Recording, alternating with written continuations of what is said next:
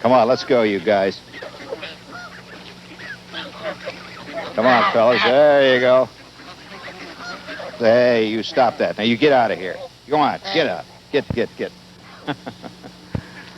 I'll tell you a little bit about Clinton. Before we do the show tonight, I came down here about 2 hours early just to get the feel of the town. And about an hour, the cars are going to start coming in. The people are going to start coming down Route 22. It's a beautiful summer day in mid-July. And we're going to do an outdoor concert to the benefit of the Clinton Museum. And we're looking forward to it. We've been looking forward to it for a long time. But the town itself, I'd like to talk a little bit about it. It's one of the untouched beauty spots of New Jersey, I think, personally. I've been down here many times, and the river flows. They have a little bridge that goes over to the museum through the main town. But Clinton was not named after a Jerseyite, oddly enough. It was named after the governor of New York at the time, DeWitt Clinton. And, of course, DeWitt Clinton was a very big man in these parts back in those days. Can you imagine today a town in New Jersey being named after, say, Governor Carey? Things were different in those days. And this town predates the Revolution by many years. Many of the buildings that were here before the Revolution are still here. And I'm sure that the ducks look just about the same now as they did then. Beautiful town, you know. When you get into a place like this, when you take a look at Clinton, you can understand why they call it the Garden State. You know, it always confuses people who live in Newark and Passaic and places like Secaucus. Why the heck they put Garden State on the license plate? Well, when you get out in this part of Jersey, it really does look like a garden. This is the kind of stuff that Walt Disney, the Operation Disneyland, spends millions of dollars to create artificially. And here it is, just Jersey. And here are your typical Jersey residents here, looking for the scoff, quacking like mad, looking for a handout. Well, all right, gang, let's take a little walk around the town of Clinton. In about an hour and a half, we'll be ready for the concert. I better take my duck food here. My friends expect a little... Come on, let's go, fellas. Beautiful spot.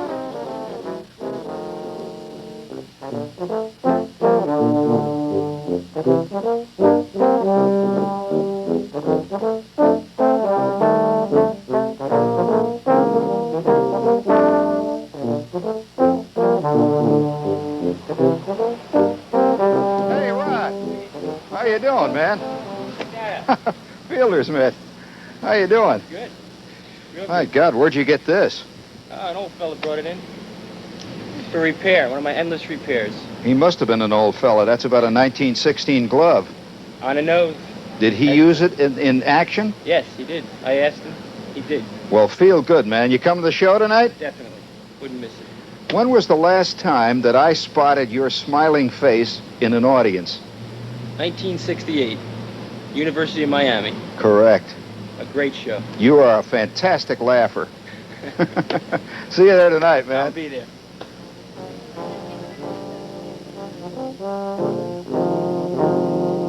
Well, it's about time to go to work. Oh, it's been kind of nice walking around town here in Clinton before the show, just sort of looking the scene over. Oh, by the way, this is the Clinton House. Used to be an old innkeep place where the stagecoaches came and dropped by and people had their dinner. 1740. They say George Washington ate here. It's a nice town. I'd like to have time to have dinner here, but the show is about to begin in about 15 minutes. The crowd is assembled, and Shepherd is ready to go out and give them hell.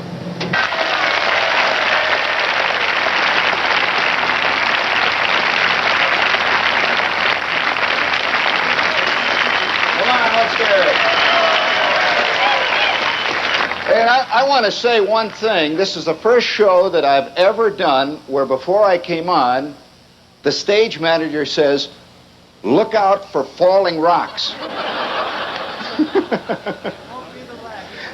That's right. God, what a fantastic setting. makes me feel primitive. I mean, you know, look at that sheer cliff there. Do you know how much it cost them to build that? Clinton Museum goes first class.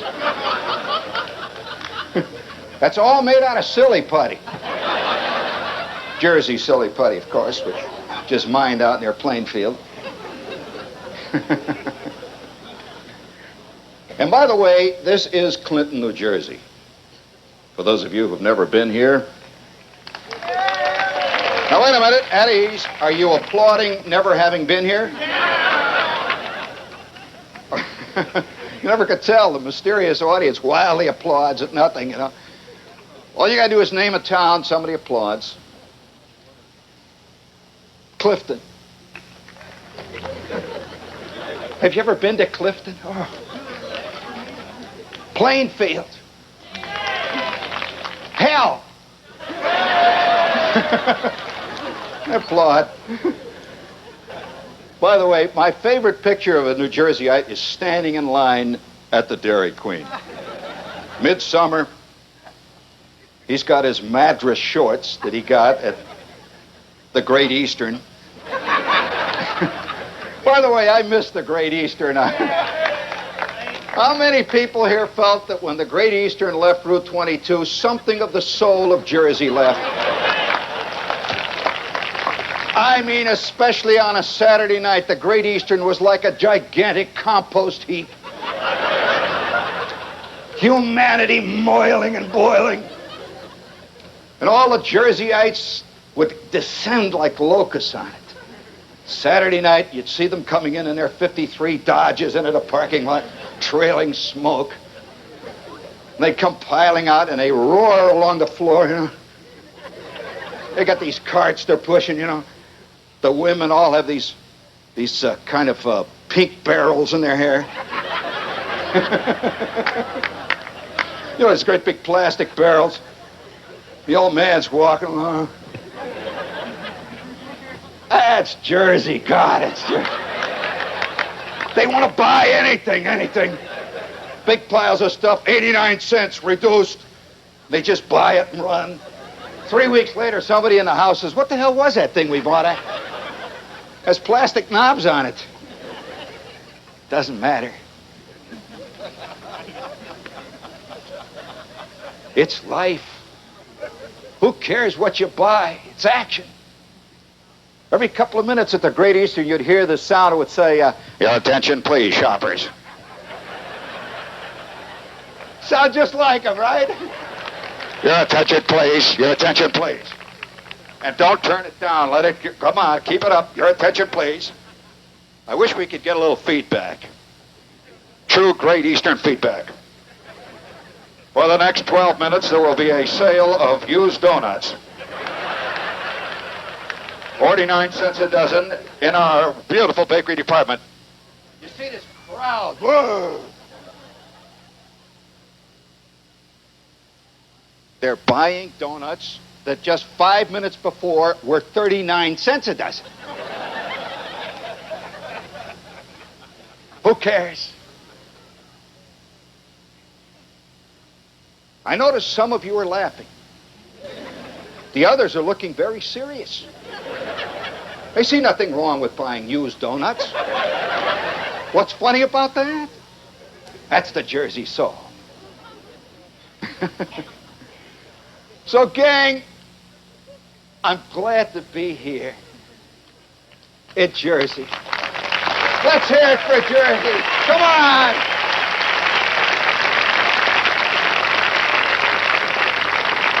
What the hell you've got damn little to cheer for?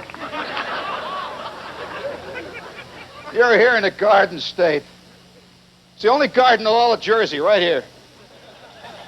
I've often wondered about guys that live in Secaucus. Putting their Garden State plate on the back, you know. Oh, you got it! Oh, yes, I knew you would. That's not easy. What with the 90-degree temperature? This is very erotic. Do you realize what we could do here tonight? And see, everybody thinks we're at the Clinton Museum. It's a cultural event. Just turn out all the lights and perform a human experiment in true communication. We could keep this concert going till August.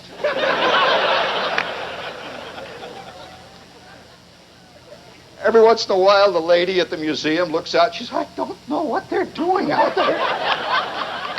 It looks like one of those things on one of those Greek vases. How many here would like to be invited to an orgy?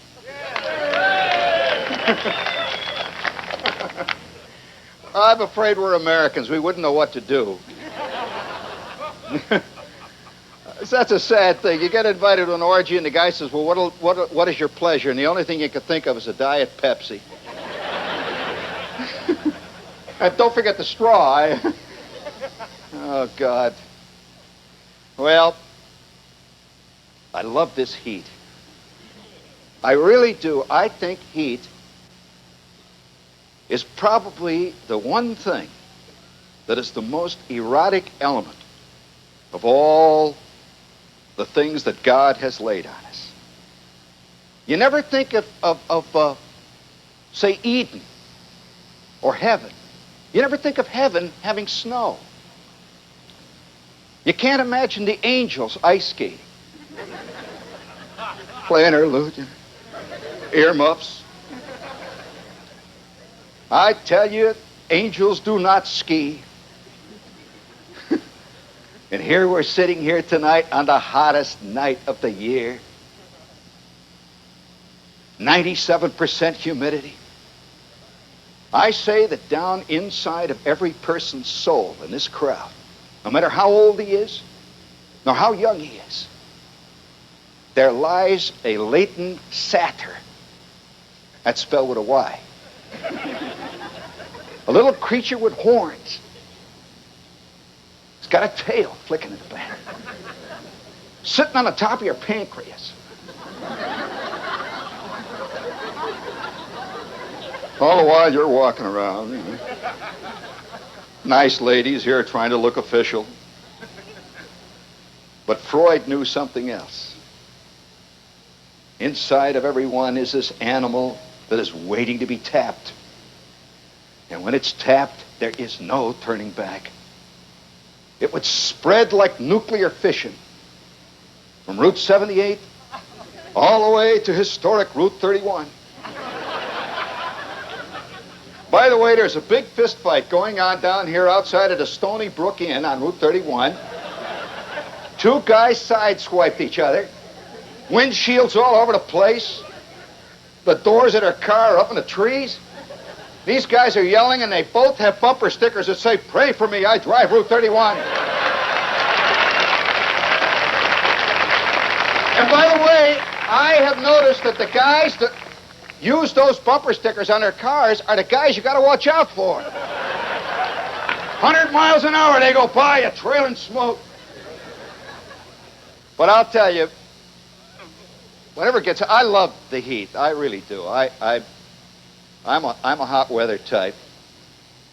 And I come from a state that makes New Jersey look air conditioned.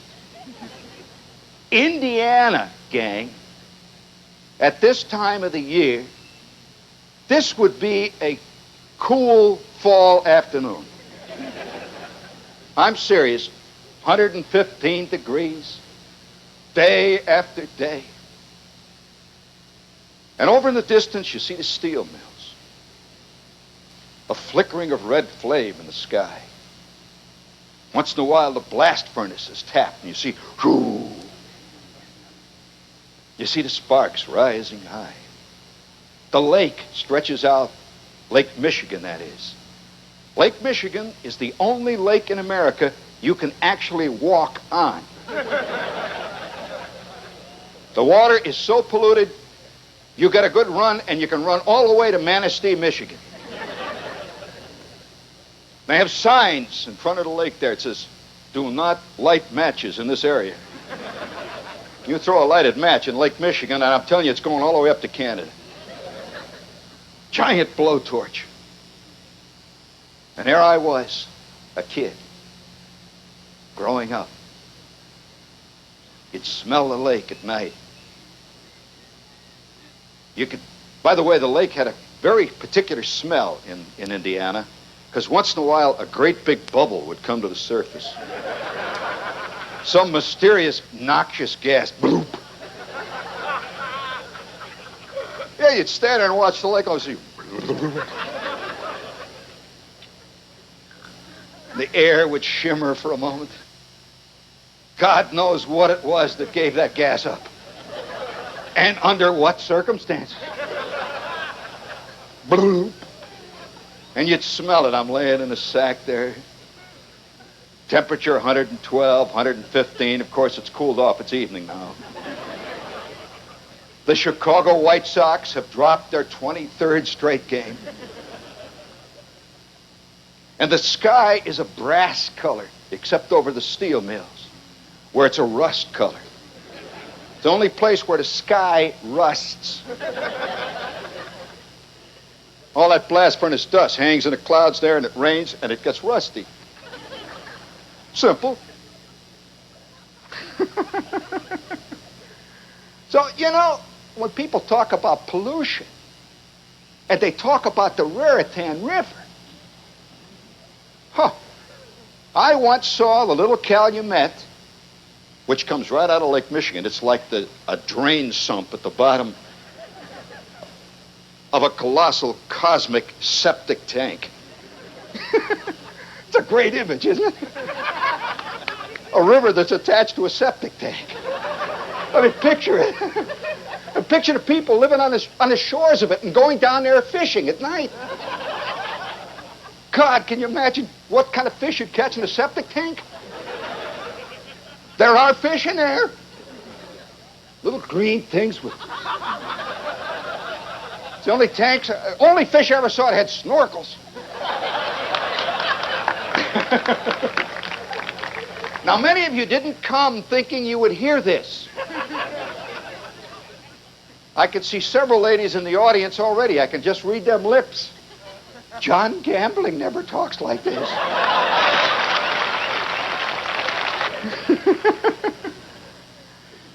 And I remember as a kid, that first kitchen. Temperatures, 105. Got linoleum. Blue and yellow. That was its original color. Its now current color is linoleum color.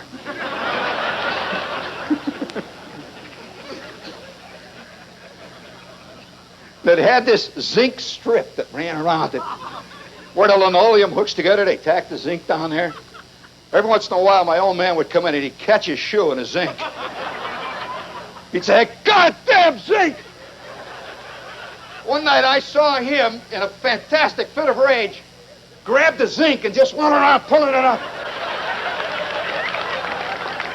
My mother says, "The linoleum won't stay down." He said, "The hell with the linoleum!" And just then the linoleum rolled right up. Caught my kid brother in it, rolled them all the way to the John. Don't laugh, you sadist. You're laughing at human misery.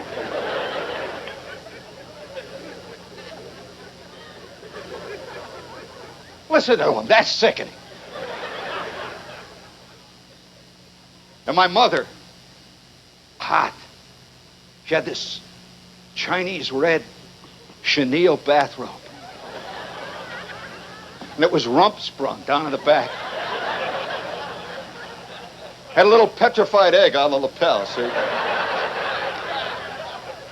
That was a mother combat badge. And she always had her hair up in these aluminum rheostats. All little rheostats all over her head, you know? Her hair was always up. I remember once in a while, Somebody in the house would ask her, Mom, why you put your hair up? She says, you never know when something might happen. Never did. She is still in Indiana with her hair up. And she'd stand over the sink. And boy, that sink was fantastic in the summertime. At this sink, the old man is sitting at the kitchen table. We had one of these white enamel kitchen tables with the, with the little chips all around it. Had this drawer in the middle you put all the crap in, Mysteriously, somebody saved 3 empty spools, string, a broken scissors, half a deck of cards, 2 clothespins. It was all packed up. Nobody opened it anymore. If you open it, it's going to leap out, It just stayed there. And if you put your nose real close down, right on the surface of that table and sniffed, it smelled like the vomit of thousands of kids. Now, wait a minute, gang. That is, I grant you, in bad taste. You ever had a sneaking suspicion that so is life? You'd smell it, see. My mother had this endless rag moving over it. Every couple of days, my kid brother would spill out used Campbell's tomato soup on it. That was one of his weapons. He could do it at will. My mother would say, there, you did it again. Then he'd pause and whoop. Up would come a Twinkie. He always kept the Twinkie for last.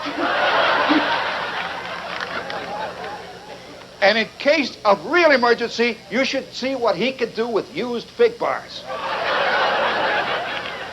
By the way, how many of you in this crowd are secret fig bar fans?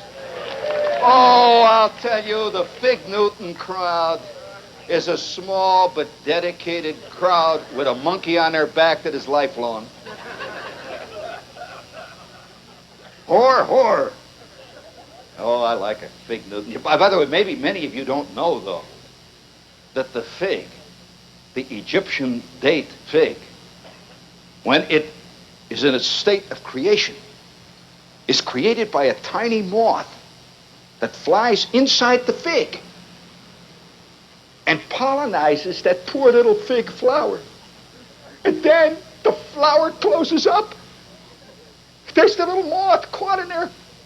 He gives his life to the fig. And that means every time you eat a fig,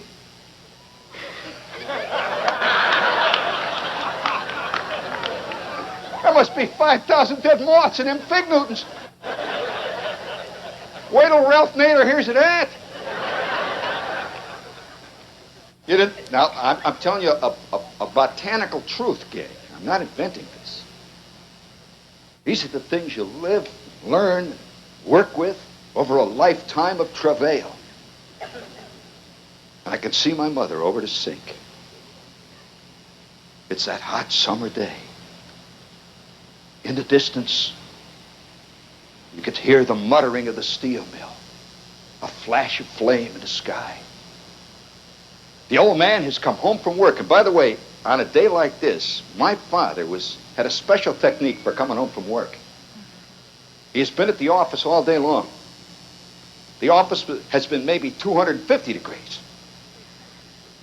He's been driving the Oldsmobile home. And by the way, our Oldsmobile normally indicated 212 degrees. It's the only car I ever saw that boiled over when the temperature was 40 below. Boom, the wood goes up. The old man hated his car. He also loved it. That love-hate relationship that many people feel for their mates. One lady has just fallen to the floor there in hysterics. I know what side has got the better in her crowd. Love and hate constantly battles it out. And my mother standing over the sink. I see this on a hot night like this. She's getting ready for supper. Now, on a hot night like this, she had a specialty called salmon salad. You know, big can of salmon, it's red salmon, and you'd sit there and pick backbone out of it.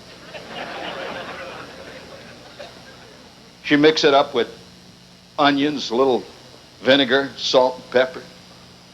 Put it on some Indiana lettuce, which, by the way, is the only lettuce that can be reused.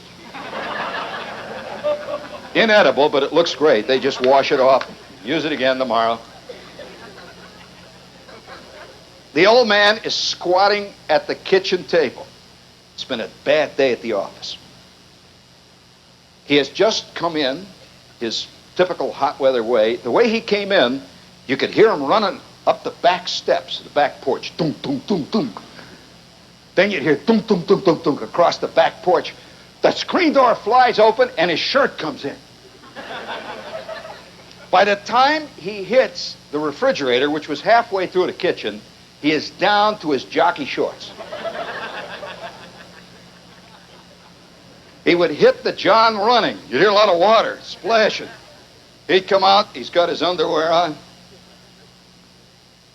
The only guy I knew who could make jockey shorts look like they were missing a button.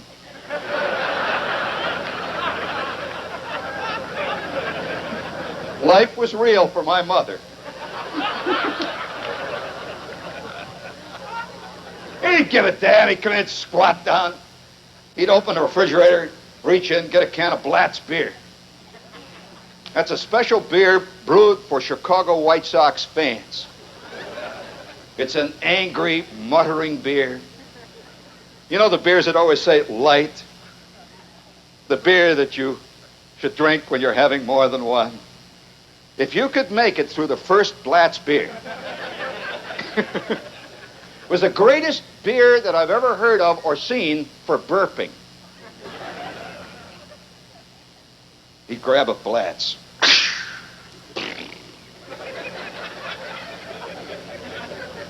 He used to like to take the can and shake it. This is his first beer of the day, and he'd chug like a...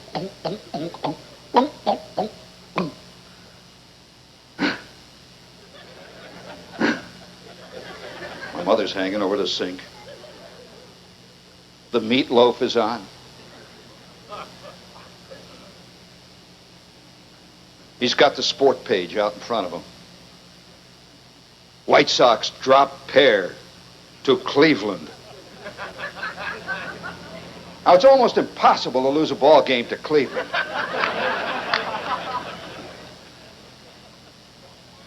And the headline underneath it would read, Luke Appling drives out of park 2 tape measure fouls.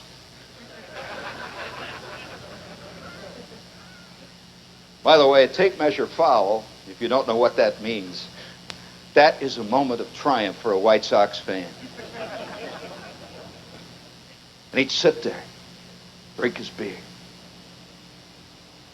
My kid brother's on the other side of the table, playing with his food. My kid brother did not eat until he was 7.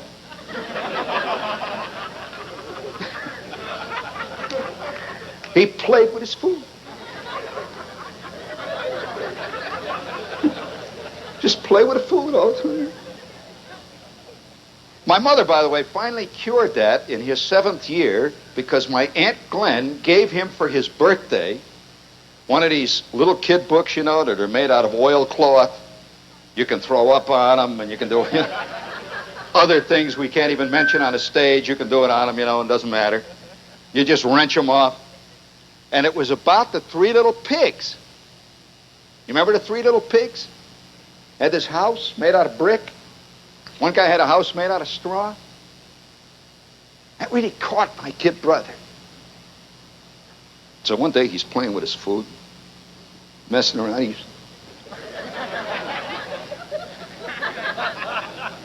The old man is getting mad. The old man used to sit there and he'd say, "Are you going to eat?"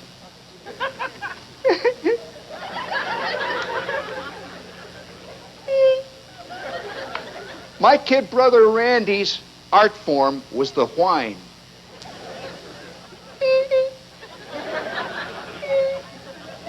Oh, God. He could make his nose run at will.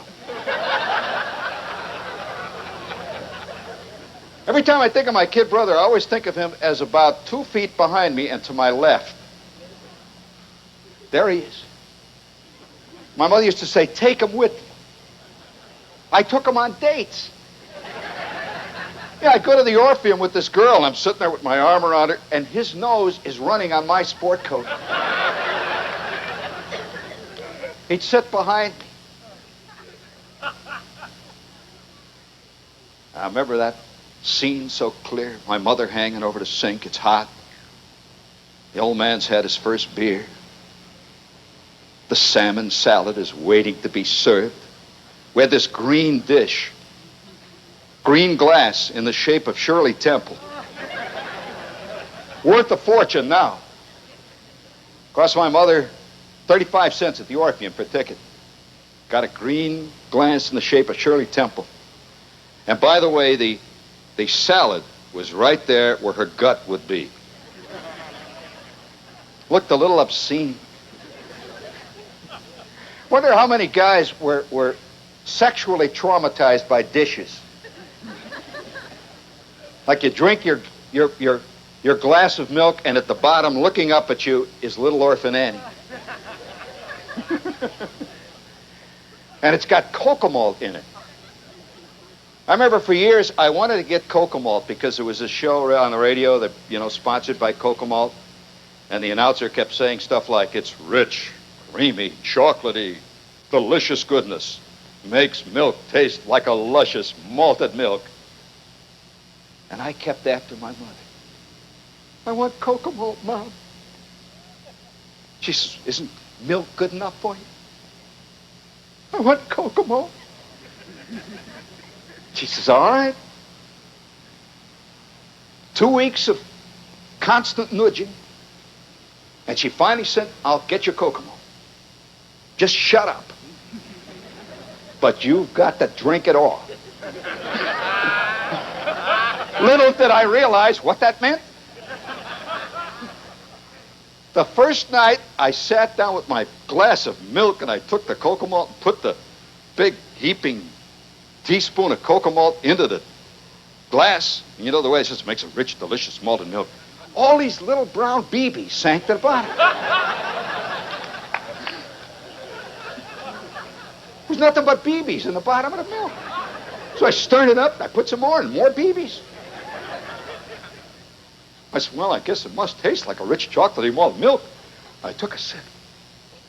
It tasted like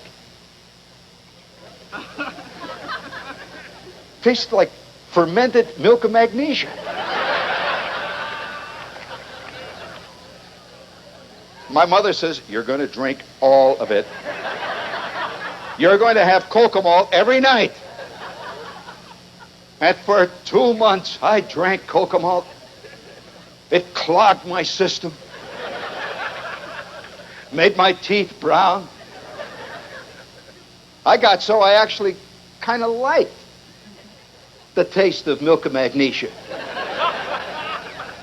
Now I mix a little vodka with it, a little twist of lime. Not bad. My mother's sitting there, and then the sink would do it on a hot night. We had a sink that on nights like this, immediately following supper at 6:15, the sink would go.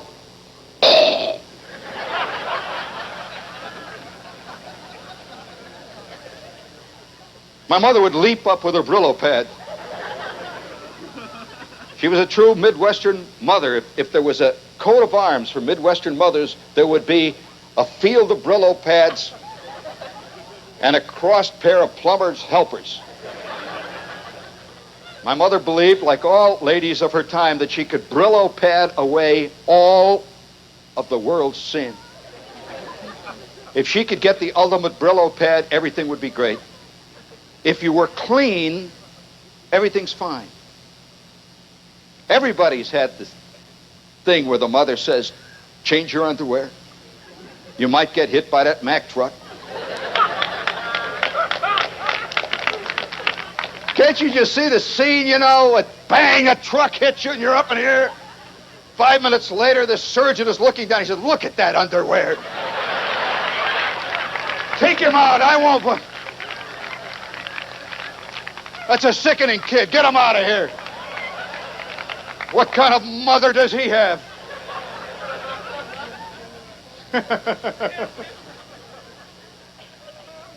I remember my mother hanging over the sink, and at first it would do it. It had a regular routine. The first one would go, oh, and she'd get ready. There would be 2 beats. 1, 2. The old man would look up from his next beer. My kid brother had stopped playing with the peas, and the sink would then go. That was the second one. It was the third one. 3 beats later. 1, 2, 3. Patoy!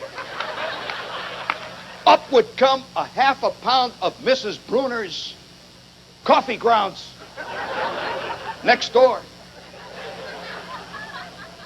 We traded coffee grounds with the Bruners. Would come out of our sink. My mother would stick some down in hers and flush it. You'd see it fly up in the Bruner's sink. You could see it. I'll never forget the time when it started to work with the John, too. Yeah, everybody was in bed, you know. All of a sudden, our John, all by itself, went boom. We got everything that the Bruners had collected at a picnic. Sickening. Life is real, life is earnest. But there was one moment of joy. On a hot summer night, one of the big things that the old man loved to do, and I bet you've had this in your own family, he would come running home. He's in a good mood tonight, you know, one of those nights. He says, how is everybody? Hey, everybody okay? Come on, let's get cracking here. It's a beautiful night. The blast furnace is going away. He said, I'll tell you what let's do tonight. How about it? How about this, kids? After supper, if you eat your supper, I will take the whole family out for ice cream. How many of you had that scene in your life?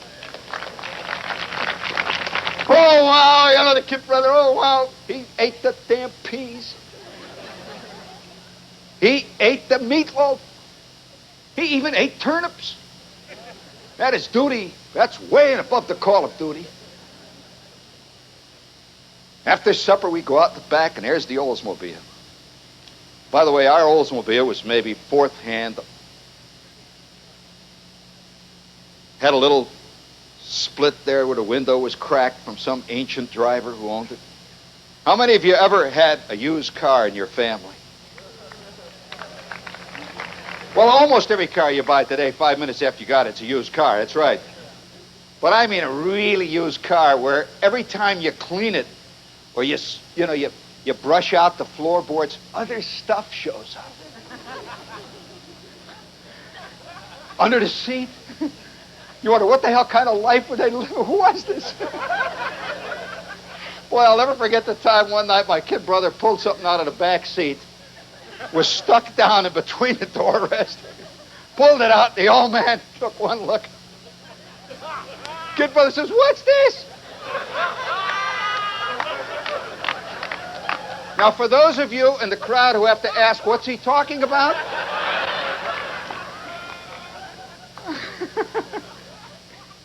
I can only say you got a lot to learn about life, or let's say the lack of it.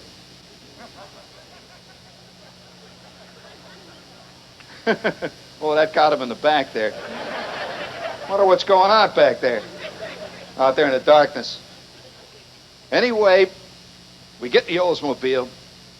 The old man backs out of the driveway, turns the car, heads it down into the main stem there. And it was this place that we always went to called the Igloo. That's a Midwestern Dairy Queen. It was the Igloo. And being a very clever crowd, they had a big plastic igloo on the top. It says Igloo. By the way, they spelled it with a U. That's Indiana cleverness, Igloo. Looked like the name of a very, very esoteric union.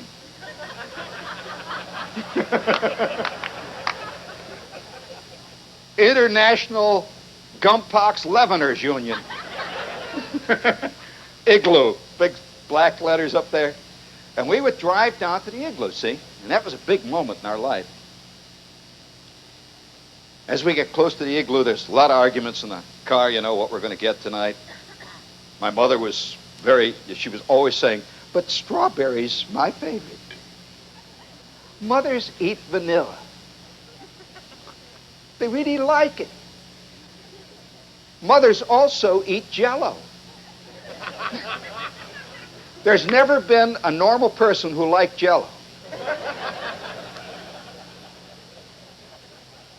Mothers keep thinking other people do. But actually, it's only mothers who eat Jell-O, especially with canned peaches in it. Now, there's a treat for you, right, gang? Oh, that's really a big night, you know. Once in a while, canned pineapple. I mean, that's on a holiday. And so we're going down to get the ice cream at Igloo, and they had 500 flavors. They had everything. Boy, the Midwest really went for flavors. I mean, watermelon grape. I'm not kidding you. There was a watermelon grape ice cream. It tasted like watermelon grape. Cornflake ice cream. Yeah, you get cornflake, grape nuts ice cream. You ever had it? Grape nuts, cornflakes. Alka-Seltzer ice cream. They had all these flavors. Everybody loved those fantastic flavors. Great flavors. Root beer. They had have you ever had Coca-Cola flavored ice cream? There is such a thing. It's terrible. But so we'd go down to the ice cream place, and Mr. Ferguson was in charge of the igloo. Now, I knew his kid, Johnny Ferguson, and that was a magical kid. His father owned the igloo. And all these guys that worked there, you know, they got these white coats. They had hats. By the way, the hats were rounded on the top like a little igloo. These guys looked like a Korean combat team. Got little white hats. And they had all these canisters of ice cream back here, thousands of them. And, of course, on a hot night like this, there'd be maybe 50 people waiting for ice cream cones. They made these fantastic ones. 3-ball, 2, 5. You could get a 6-ball ice cream cone. Came in a shoulder holster.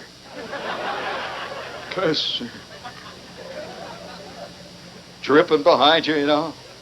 It was just really a debauch. And you'd get in the car and you'd sit there and you'd eat the ice cream. And then after that, as a real treat, you people from the East don't even probably suspect what some of the esoteric pleasures are of parts of the country that are very alien to here. The old man would say, okay, let's drive down to the lake. It was night.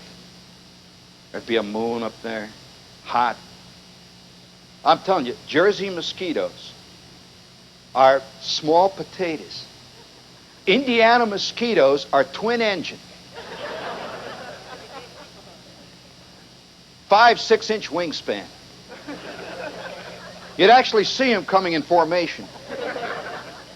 I mean, they got mosquitoes out there, and they had hooks on their feet.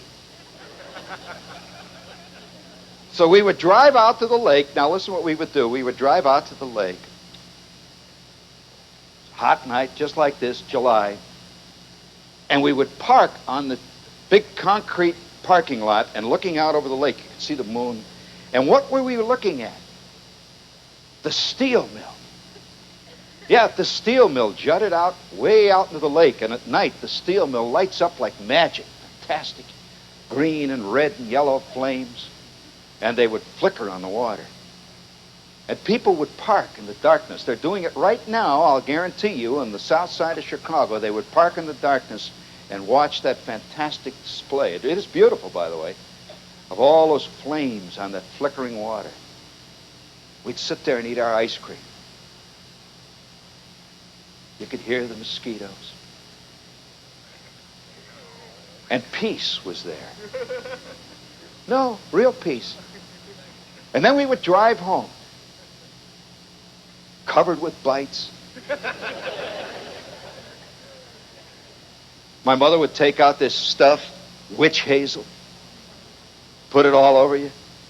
You'd go to bed and lie there in a sack with the witch hazel cooling. And out in the darkness, you'd hear trains moving to the east. You'd hear the sound of those trains. Woo, big diesels roaring by. And out there in the Midwest, you used to think the east, they're going east. And to me, the east was always magic. That's where the trains went. I'd see cars on the Indiana Turnpike. By the way, on a really big Saturday night, the old man would take us out on the turnpike to just look at license plates.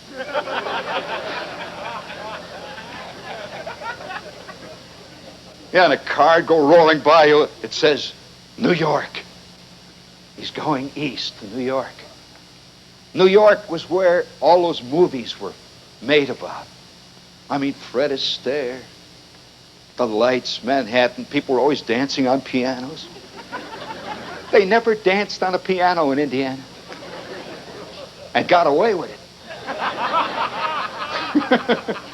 Any piano dancing, Dad, it's the slime. And at night I'd hear those trains going out. We'd study maps in school, the East, New York, Pennsylvania, New Jersey. And I had this image of what New Jersey was like. Oh, but none of you can imagine what a kid living in the Midwest thinks New Jersey is like when he's never seen it. Just a magical place, new. The word new. New Jersey. I never envisioned Route 31. Or 22. Oh, let me tell you, Route 22 is the ultimate American artery of chicanery and dreams. I mean, the first night I came hurtling out of the Lincoln Tunnel and found myself on Route 22, I knew I was at the Mecca. I mean, anybody who wants to see junk, who wants to see... I mean, hour after hour you drive and there's signs and wires, trucks roaring by. And then out of the darkness, the beautiful flagship comes moving. Oh, God, only New Jersey could create that. I mean, the flagship, I mean, honest to God, looks like a ship sailing forever towards New York, never making it. And up on top is a sailor with his flags. I'll bet none of you know what those flags mean he's got. That's semaphore, wigwag, code, I know. And New Jersey would not like it if it knew. What for years that sailor's been saying about Jersey. And you drive along, and they're coming up out of the darkness as you head towards the beautiful Watchung Hills. The Watchung Hills, they sound like mysterious mountains.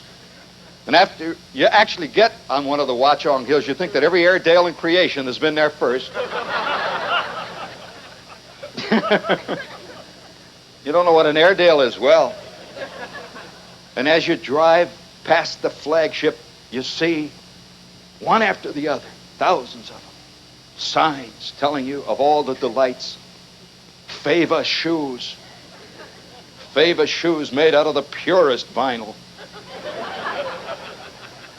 Only shoes that got balsa wood heels. The Pat Boone Hamburger Heaven. And when the shadow of the Pat Boone Hamburger Heaven falls so beautifully over the Leaning Tower of Pizza. God, you know you're in Jersey, my Jersey. And you go past the concrete Mexican store. Oh, yeah, Jersey. I never saw a concrete Mexican until I came to New Jersey. I'll never forget, I wasn't in New Jersey an hour. And I'm driving. It was at 5 o'clock in the morning. I'm coming back from a show I was doing. I was driving through Hackensack. By the way, that's a great name for a town. Hackensack. It's got guts. Hackensack. Sounds like somebody dragging up an oyster. Hackensack. Whack, whack. That's the name of a town you bark out. Hackensack. It's an old Indian town. It's an old Indian word. It means place where chief dragged up oyster. Blah, poof. Hackensack, and I'm driving through it. I love the towns in New Jersey. Hackensack, Hoboken. Indiana doesn't have names like that. They have names like Indianapolis, Muncie, Fort Wayne. You've got P-Pack. Hohokus. Great names. These are names with hair on them, you know. Mean names. And I'm driving through Hackensack. It's 5 o'clock in the morning. I'll tell you how it happened. At my first introduction in New Jersey, I'm driving along. Nobody else was on the streets. All these little Hackensack houses. Each one cradling a Met fan. A drinker of Rheingold. Oh, God, Jersey. And I'm driving up to an intersection, and the light is red. It was quiet. It was a summer day, just like this. The light is red. Now, I think it can tell a lot about a man's whole personality. What he does when he comes up to a stoplight with no traffic at 5 in the morning. There's a brief moment you say to yourself, go ahead, you son of a bitch, go on. Nobody around here, go on, it's going through. I'll let you know what kind I am. I stopped after signaling. Nobody there. But I stopped. It was so quiet you could hear the stop sign ticking. You ever been so quiet you could hear it going tick, tick, tick, tick, red light? There I am, obeying a machine. I smiled at it. Hoping for mercy. You ever had the feeling somehow stoplights can arrest you? They'll come up with it yet. Wait. I'm waiting there. But I got this feeling. You know the feeling, you've all had it, that somebody is looking at me. Just felt it. I'm alone in the car. It's 5 o'clock in the morning. All of Hackensack is asleep. It's coming from this direction. I look back over, and sure enough, there standing on a lawn was this little concrete Mexican.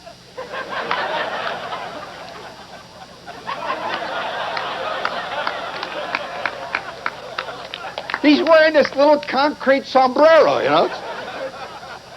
He's got a concrete serape, and he is leading a concrete burro.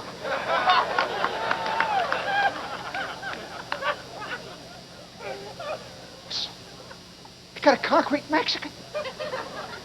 They don't have those in Indiana.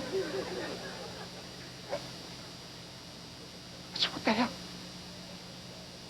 It's very embarrassing. The light continued to be red. It's looking right at me. Little concrete eyes. What do you do? You know, finally I said, hi, you know. Senor.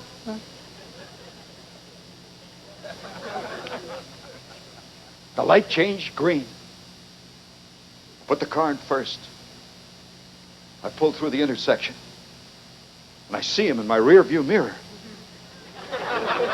He's following me down the street, smiling.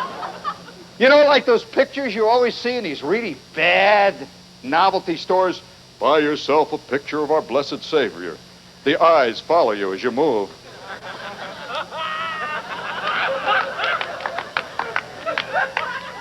You can get a picture of a cow whose eyes follow you as you move.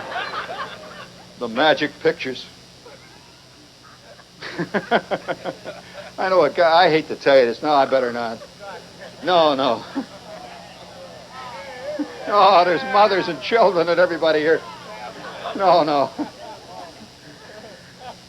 Well, I drove through the intersection and I see that little Mexican looking at me, that little beautiful concrete Mexican. And at 5 o'clock in the morning, your mind works differently than it does at any other time of the day. It's that magic hour between night and day where no time exists. The ancients wrote about that, by the way. It's the moment of suspended time. And I see that little Mexican. And suddenly, in my mind, now I wouldn't have thought of this had it not been 5 in the morning. I see a scene outside of Mexico City. In my mind. You see a couple of cactus. You see this beautiful, well-kept adobe hut.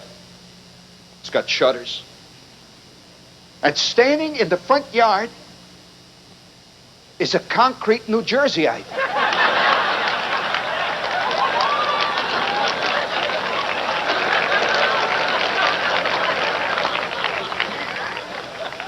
He's wearing his native costume. He's got this suit from Great Eastern. He's got his WMCA good guy sweatshirt on.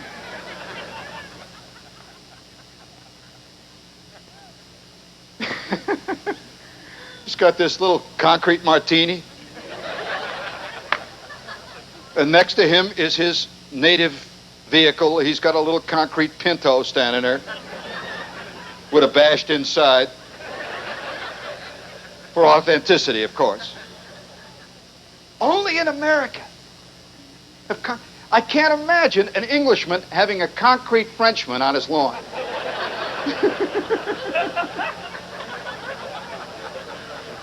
It's weird. And only in Jersey do you see this. And it makes me love this state.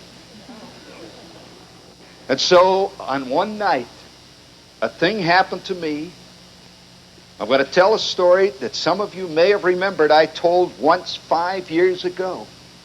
I rarely tell this story. It's a true story. And it has frightening connotations, overtones. You know, every one of us live through moments in our lives which seem completely random. But those may be the few moments that we actually learn anything out of life. Did any of you ever learn anything about life out of school? I mean, nobody has ever asked me about isosceles triangles. I spent 4 weeks trying to fight isosceles triangles. I go to college, I spent 2 years studying the Punic Wars. I haven't even met a guy since who knew what a Pune was.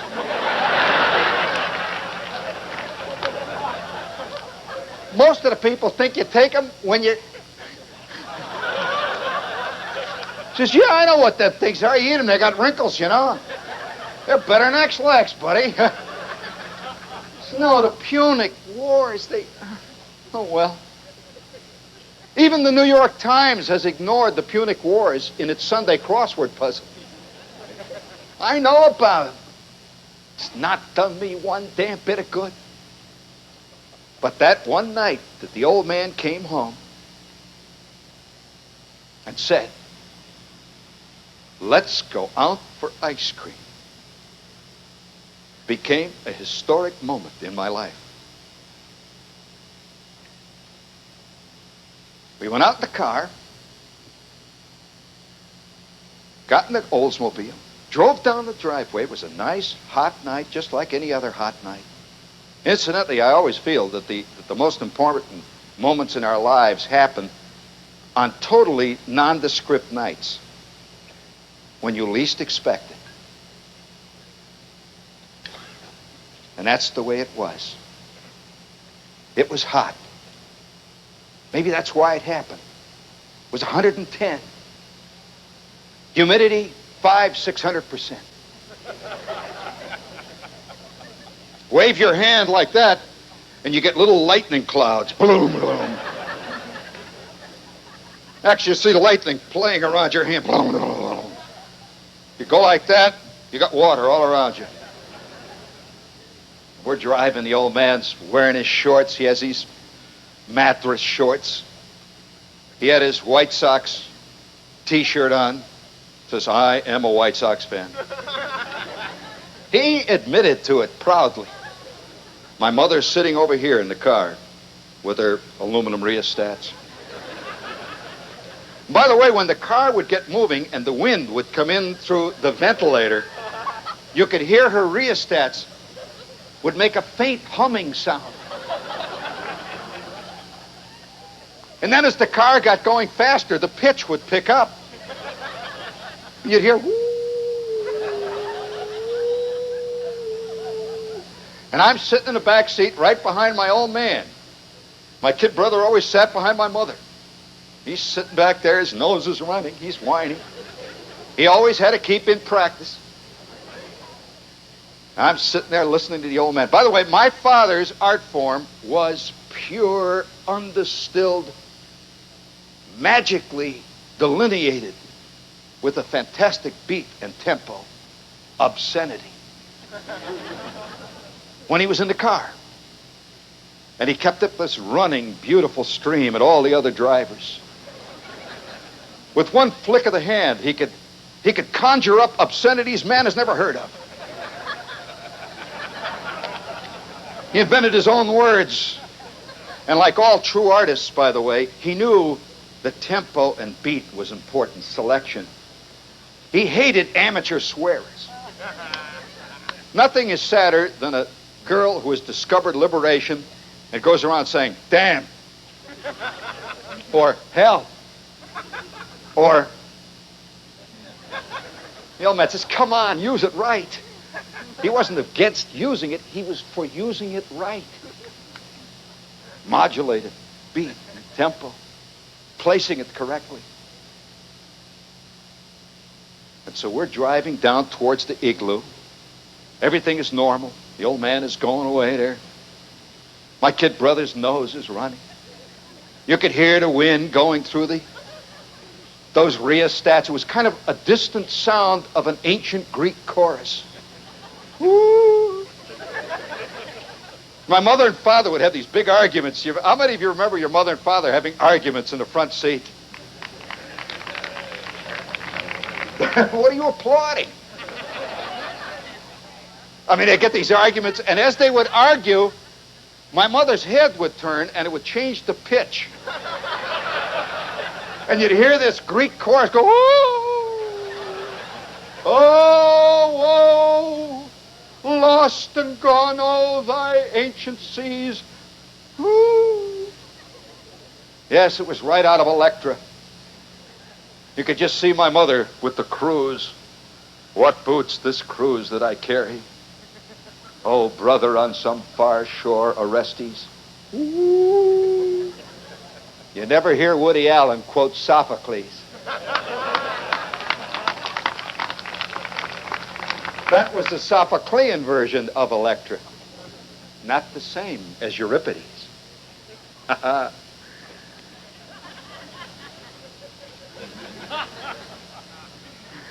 Well, by the way, this was a Greek tragedy. As we went down Holman Avenue, the old man says, what the hell's going on up there? And sure enough, the street was filled with thousands of people. This was a hot July night in Indiana. Thousands of people in front of this Igloo store.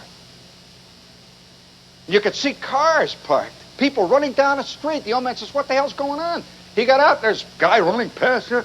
He said, hey, what's going on? He says, they're having an ice cream price war. The Borden Dairy store across the street is selling ice cream cones, double dip, 2 for a dime. The old man flipped and we went running down. Sure enough, thousands of people were standing in front of right across the street from Igloo was the Borden ice cream store. Lady Esther ice cream. Lady Borden. And thousands of people are waiting in line to get their ice cream cones, and they're coming out with giant ice cream cones, big 2-dip ice cream cones, 2 of them for a dime. And on the window it says, price war, double dip ice cream cones, 2 for a dime, any flavor. And across the street, the Igloo was empty. And I saw Mr. Ferguson standing in there behind his counter with all his clerks waiting. Nobody. His ice cream cones double dip were 25 cents. 2 for a dime. Borden was going to kill him. You don't think we waited, do you? You think we went to see Mr. Ferguson? Are you kidding? We stood in line. We were getting up near the front of the line when all of a sudden, Mr. Ferguson, he's looking out. You can see him right there at the window.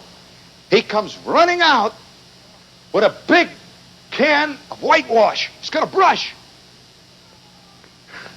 So what are you guys? I thought you were my friends. Go ahead. Borden's is a great big company. All that cow, Elsie the cow business. Huh? All right, Elsie, take this. He takes his brush. Ice, cream, cones.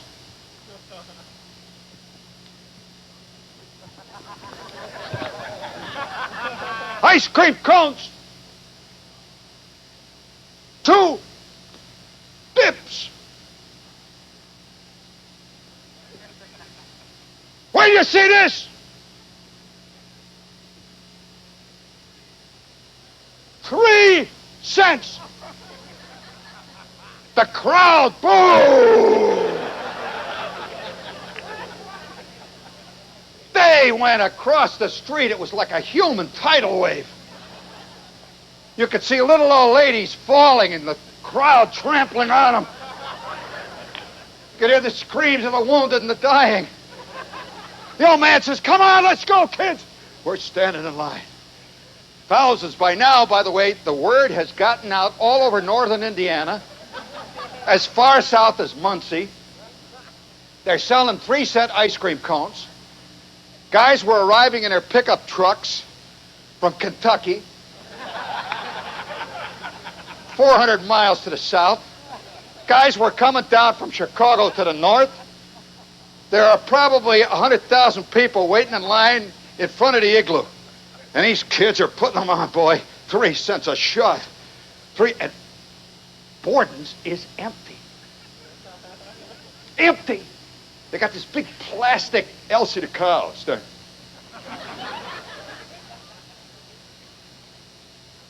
And that Borden guy looked like a typical organization man.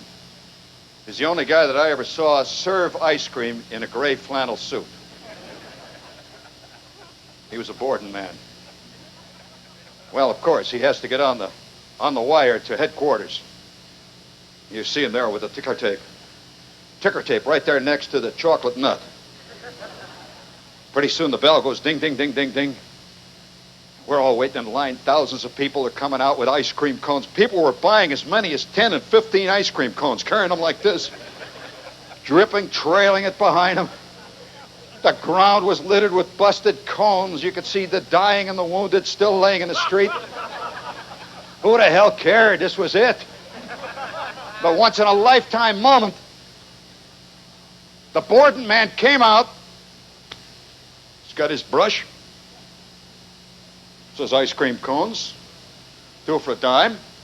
He just takes the 2 for a dime off, looks over at the crowd, holds up his brush.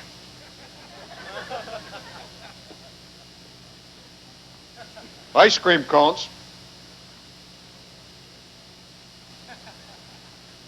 1 cent. 1 cent. There was a sigh that went through the mob. A corporate sigh. Ooh. Ooh. There are people today, I will guarantee you, that lie in their sleep late at night in Indiana. Veterans of those wars. Who see in their mind a sign that says, double dip ice cream cone, 1 cent. Hard to believe. Well, the crowd stood for a second. 1 cent. And you could see Mr. Ferguson in there. He's got this scared look. Had to happen.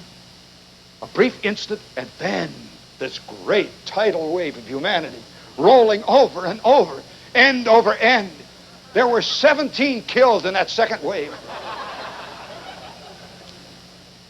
And of course, the word is getting out all the way down to Frankfort, Kentucky now, and into Tennessee. They're arriving with buckets to carry them out. And they start serving the 1 cent ice cream cones. The people are throwing pennies down. 1 cent ice cream cone, 1 cent. Bang, bang, bang, like that. And now it is 2 o'clock in the morning, and this fantastic battle has been going on for 3 hours. Ice cream cones, double dip, 1 penny. But Mr. Ferguson was a man who knew that when your time comes, you gotta do it. You've got to do it. Courage is a matter of knowing when your time comes and then executing. The crowd had swelled. In fact, there were so many people in northern Indiana that the state was tilting downward. It was beginning to ship water up near Whiting. The lake was coming in. There I am, a little kid. In the middle of all this, we haven't even gotten an ice cream cone yet. We just kept going back and forth.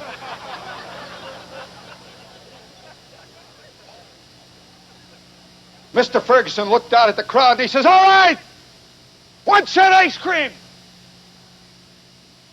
How many of you people out there think you're getting a bargain? Huh? You ain't seen nothing. Takes his brush, mixes it up. Mr. Ferguson was a man of great drama. There was a sign that said ice cream cones, 3 cents. Reaches down, takes the wet cloth, takes the 3 cents off. Ice cream cones.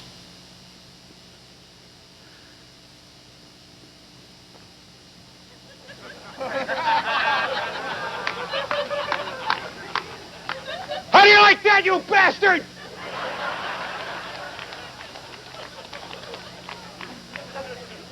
Ice cream cones, free!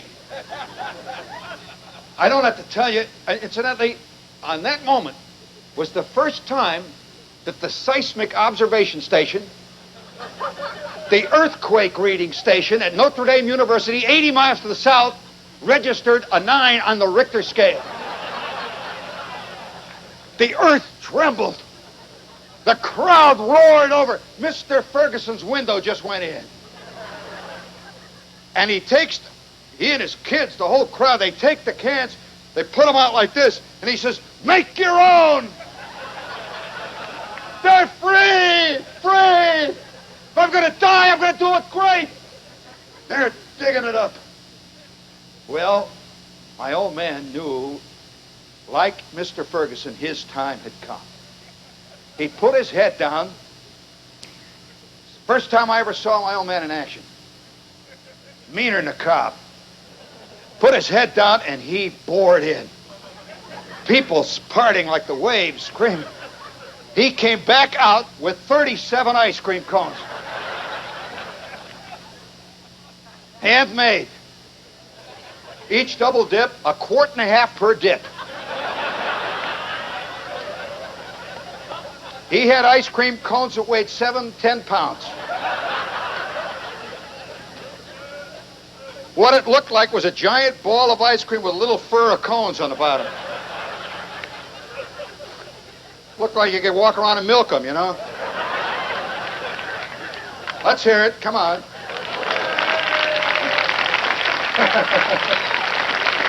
We're getting warmed up. Well, I want to tell you, it was fantastic. It was 2 in the morning, and you could hear sirens wailing in the distance.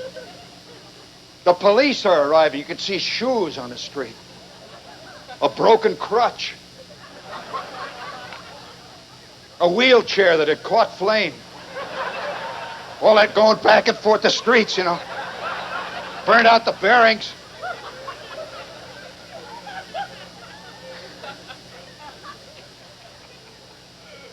You saw a foot sticking out of the sewer.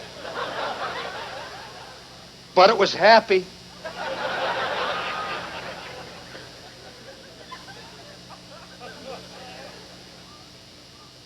The police are coming. And then everybody noticed at once Borden's had turned out the lights. They were through. Mr. Ferguson had won. The town was laid waste for blocks. Garages had collapsed. We finally got home at 4 o'clock in the morning. It was one of the happiest evenings of our life. Little did I suspect that what I was seeing was the human locust at work. And there is one in all of us. There is not one of you that would pass up a free $10 bill laying on the street.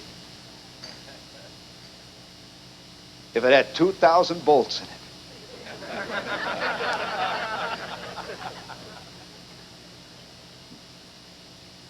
Well,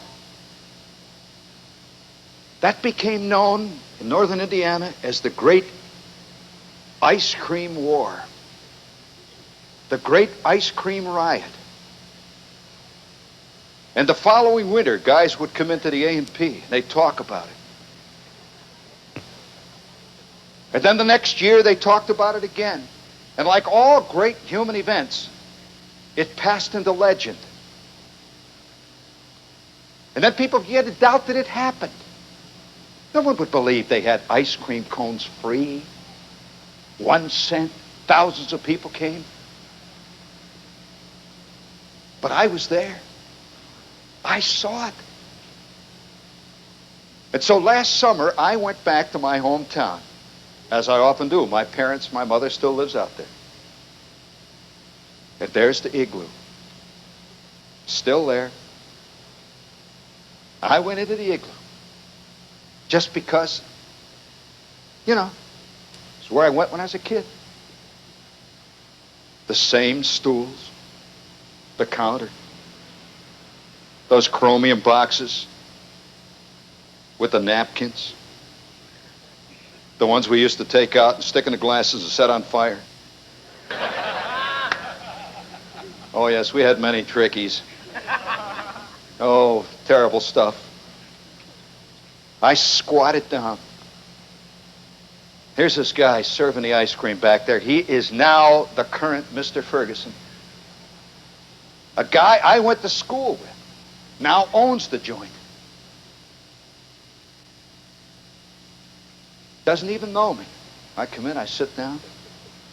He's walking around back there. He's got this little hat like the igloo. Looks like a Korean sergeant. The kids are back there making the cones. He comes over and says, "What do you have, bud?" I looked up at him and I said, "I'll tell you what I'll have.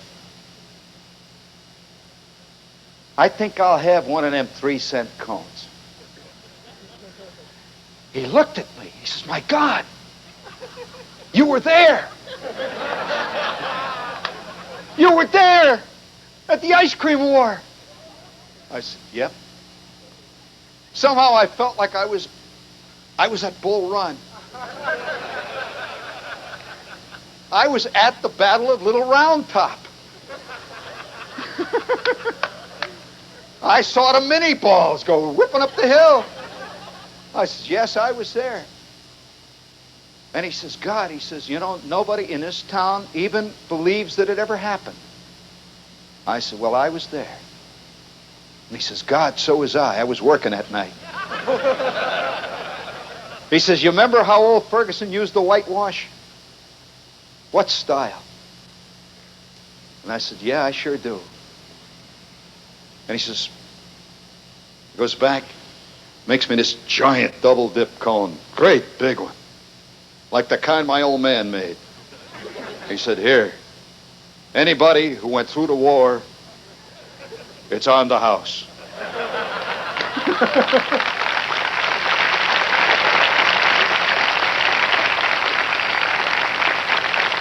I mean, that's a true story, and that's what happens in the heat of summer. That's summer. Could not have happened in the wintertime. There's a madness in the human soul. I see it in the crowd out here tonight. I see eyes glinting that have not glinted since 1915. Heat, mosquitoes, midges. Within every one of us there lies a latent, sublimated beachcomber, lying on an eternal beach, letting the rest of the world go to hell. How many of you wake up at 3 o'clock in the morning and look over at whoever you're with and say, what the hell made me do that? Is this what life was supposed to be? Big fat Fred?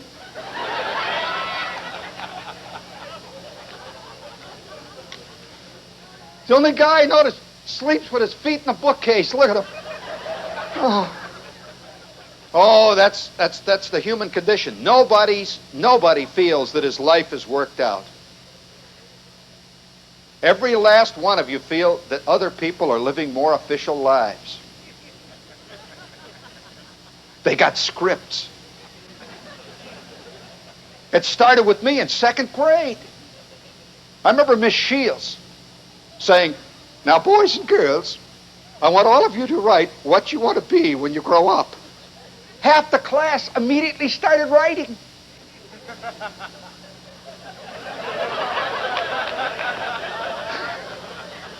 I still haven't figured what I'm going to be.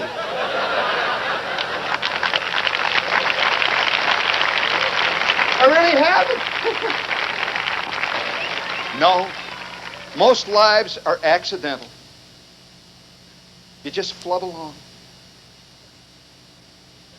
Now, most of us have a suspicion that there are others that are leading real lives. They are true lives. Most people believe that actors live real lives. Robert Redford knows about sex. You just wrestle around in a Pontiac.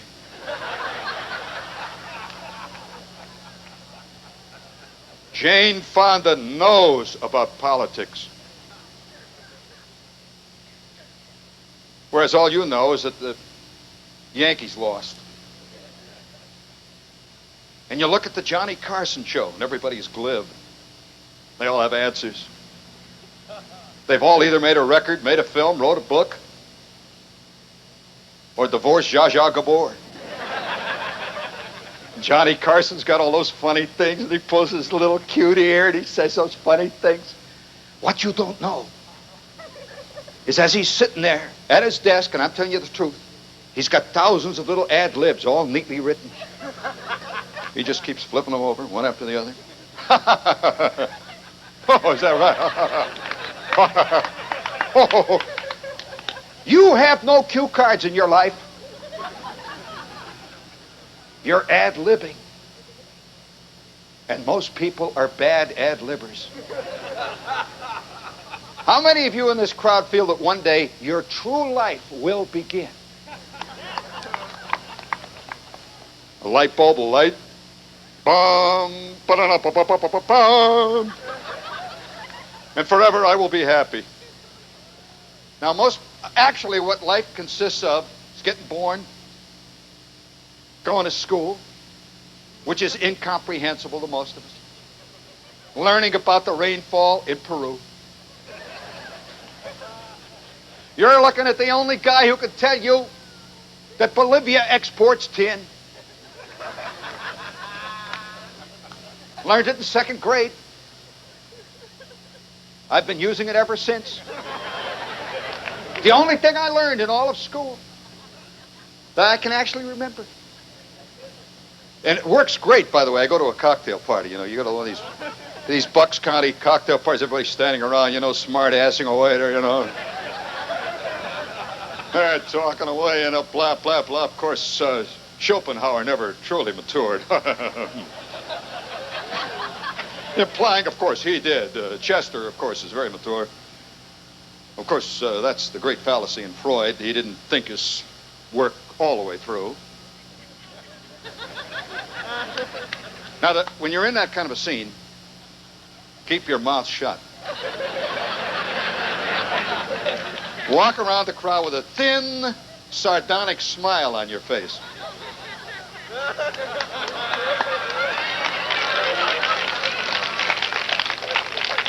You must learn to stand. You stand thusly. Don't.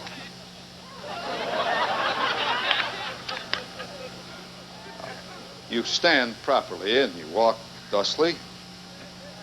Allow the lemon peel to swirl clockwise. Wait till a pregnant pause in the conversation and just, with proper timing, understatement, just say, but none of you are taking into account the tin economy of Bolivia.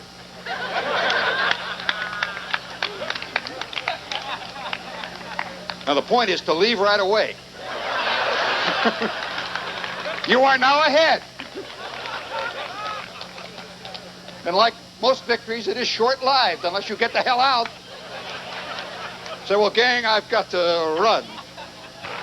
So out there in the darkness, get out there, go to the Dairy Queen, and allow yourself to fester as a true Jerseyite. Thank you.